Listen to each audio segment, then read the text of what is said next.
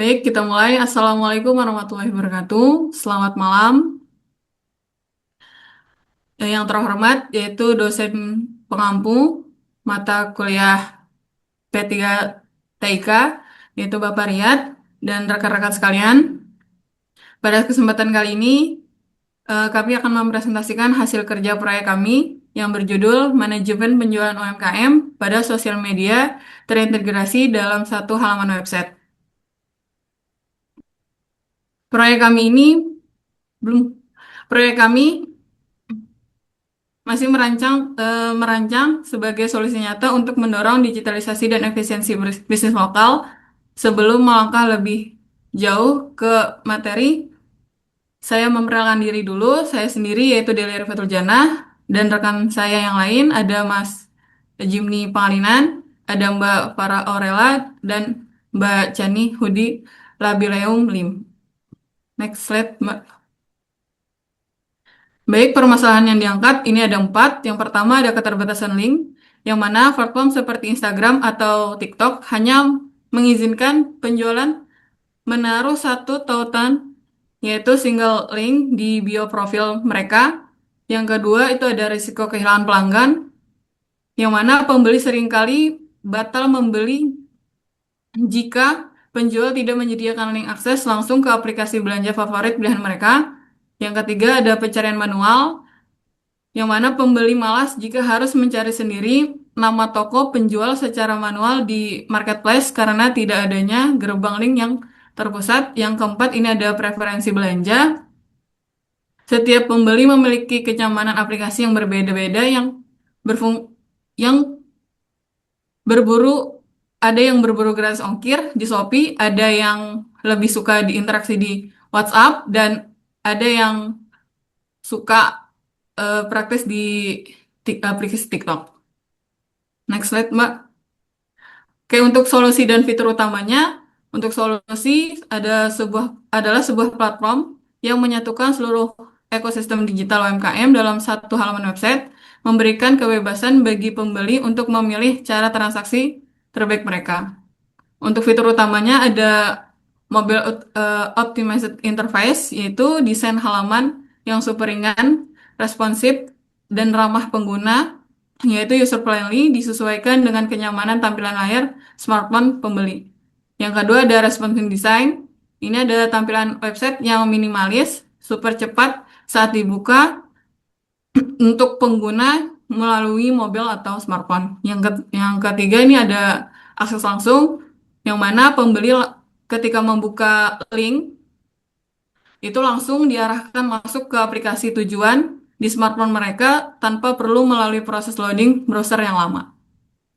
Untuk slide selanjutnya disampaikan oleh rekan saya, Mbak Chani. Oke, baik. Untuk yang selanjutnya itu mengenai target pengguna dan manfaatnya. Untuk target pengguna dari solusi ini atau aplikasi ini adalah mereka yang merupakan pelaku UMKM, mereka yang merupakan online shop dan usaha rumahan, serta pengguna multi-platform. Manfaatnya ada dua, kami rincikan. Yang pertama untuk UMKM dan yang kedua untuk pelanggan. Nah, untuk UMKM, manfaatnya adalah pengelolaan tautan dan informasi menjadi lebih mudah, promosi lebih efisien, dan tampilan bisnisnya juga lebih profesional. Serta untuk manfaat bagi pelanggan adalah untuk akses produk dan kontak bisa lebih cepat, tidak perlu mencari link di banyak platform, dan pengalaman pengguna juga menjadi lebih nyaman. Untuk slide selanjutnya saya eh, akan dilanjutkan oleh Mbak Farah. Baik, terima kasih kepada Mbak Chani. Selanjutnya saya akan menjelaskan tentang timeline project atau yang kita buat menggunakan Gantt chart. Di sini ada 8 timeline yang sudah kita buat. Yang pertama itu perencanaan dan analisis kebutuhan. Di sini membutuhkan waktu sebanyak 2 minggu. Kemudian pada desain UI dan UX, pada wireframe dan mockup, yaitu membutuhkan waktu 2 minggu juga. Selanjutnya pada setup database dan backend APA, membutuhkan waktu 3 minggu. Kemudian pada pengembangan front end juga membutuhkan waktu 3 minggu. lalu integrasi sosial media membutuhkan waktu 2 minggu, kemudian fitur template dan mailing membutuhkan waktu 2 minggu, kemudian texting dan QA membutuhkan waktu 1 minggu, dan yang terakhir yaitu development dan dokumentasi membutuhkan waktu 1 minggu. Selanjutnya, pada scope dan deliverable atau lingkup proyek dan hasil yang dapat kita serah terimakan, ada dua, yaitu dalam lingkup dan di luar lingkup. Pada dalam lingkup di sini, halaman depan atau landing page UMKM, kemudian sistem out-nya register dan login pengguna, kemudian pemilihan template, tampilan entry, lalu input dan manajemen link sosial media, kemudian ada custom nama brand dan foto profile, kemudian pada menu My Link, menampilkan semua link, kemudian pada menu profile bisa mengubah nama dan email, kemudian pada halaman publik one page website yaitu UMKM, dan yang terakhir yaitu tampilan responsive mobile friendly. Nah, di luar lingkup atau out of scope, di sini ada beberapa, yaitu fitur marketplace atau toko online, kemudian sistem pembayaran dan transaksi, integrasi analitik pihak ketiga, lalu aplikasi mobile native atau iOS atau Android, kemudian fitur chat, bisa pesan langsung, dan multibahasa, tetapi hanya bahasa Indonesia. Selanjutnya, estimasi anggaran dan sumber daya. Di sini ada rincian biaya dan tim proyek yang kami anggarkan dan yang kami buat.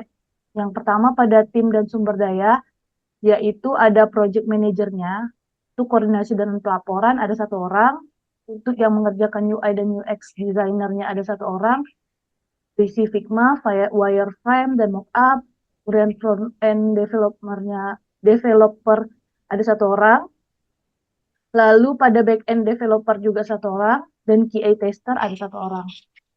Untuk estimasi anggaran di sini, untuk jasa develop tim kali 10 minggu yaitu kami buat 15 juta, kemudian pada desain UI dan UX dan aset visual yaitu 4.500.000, pada hosting domain selama 1 tahun itu kami buat 1.200.000, kemudian untuk lisensi tools dan software kami buat 1.800.000, lalu pada pengujian dan QA kami buat dengan harga 3 juta, dokumentasi dan pelaporan biayanya 1.500.000, kemudian cadangan dan kontingensi kami buat 3 juta, dengan total anggaran yaitu 30 juta. Next, ini pada resiko proyek dan mitigasi.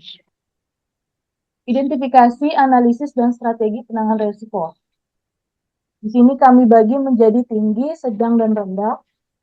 Pada resiko proyek yang tinggi yaitu perubahan kebutuhan di tengah proyek. Dampaknya bisa scope creep, keterlambatan jadwal, kemudian keterbatasan sumber daya tim teknis, bisa berdampak kualitas kode menurun, deadline-nya terlewat. Kemudian pada resiko proyek sedang, di sini dampaknya bisa downtime atau pengalaman pengguna buruk. Dan yang kedua, pada risiko proyek sedang, kesulitan integrasi API sosial media, terutama tidak berfungsi. Kemudian yang terakhir, risiko proyek dan mitigasi yang rendah, masalah kompatibilitas browser atau device. Dampaknya sebagian pengguna tidak bisa akses. Dan yang kedua, yaitu kebocoran data pengguna UMKM. Dampaknya bisa kepercayaan pengguna hilang dan terkena sanksi.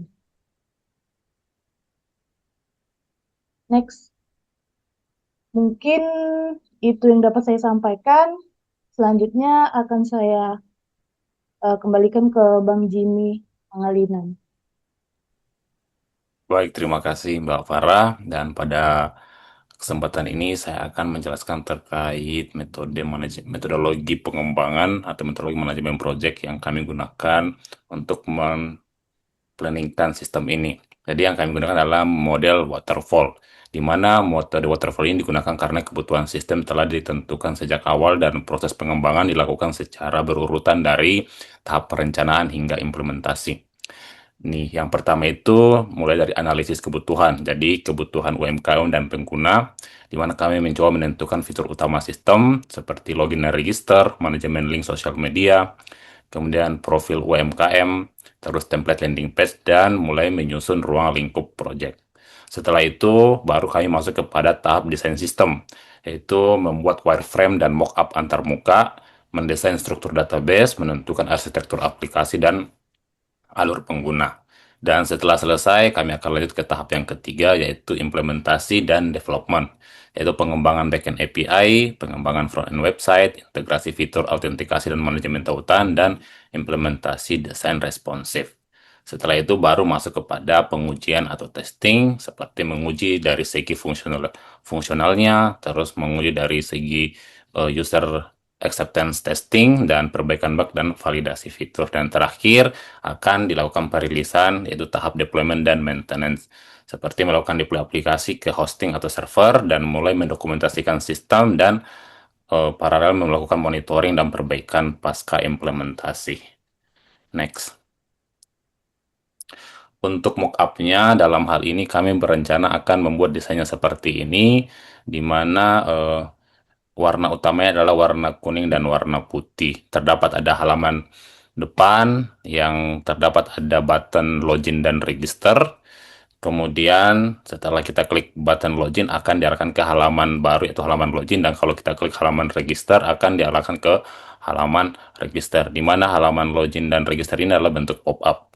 Setelah sukses melakukan register ataupun login, nanti akan diarahkan ke halaman dashboard utamanya yang terdapat 3 menu, yaitu menu template, menu my links, dan menu profile, dan ada button logout. Di menu template ini kita bisa memilih template atau tampilan dari Linktree itu seperti apa, dan di menu profile ini akan ada 2 field untuk mengubah email dan nama, dan di bagian my links itu adalah kumpulan link-link atau brand yang kita buat. Next.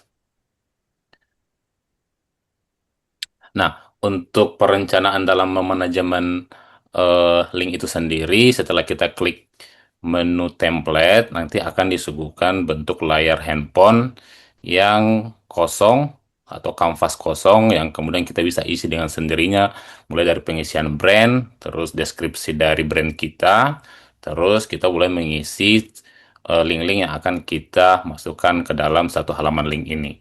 Baru setelah kita sukses membuat linknya, nanti akan dikumpulkan di My Links, dan untuk previewnya akan tampil seperti di gambar paling kanan.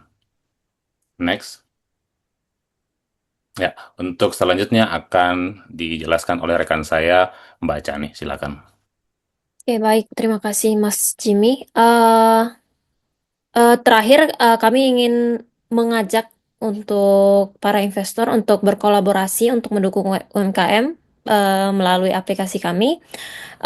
Alasannya adalah yang pertama ada potensi pasar. Yang pertama, jutaan UMKM itu banyak yang aktif di Indonesia, dan tren penjualan digital itu terus meningkat di Indonesia, dan kebutuhan solusi terintegrasi semakin tinggi. Kemudian peluang investasinya ada. Yang pertama, produk dapat dikembangkan secara berkelanjutan, dan ada potensi untuk model seperti subscription, dan dapat diperluas ke berbagai sektor UMKM. Dan mari kita berkolaborasi untuk kami mencari mitra strategis dan membuka peluang investasi, serta kita bisa bersama-sama untuk mendukung digitalisasi UMKM. Sekian dari presentasi kami, terima kasih banyak, dan selamat pagi, siang, dan malam.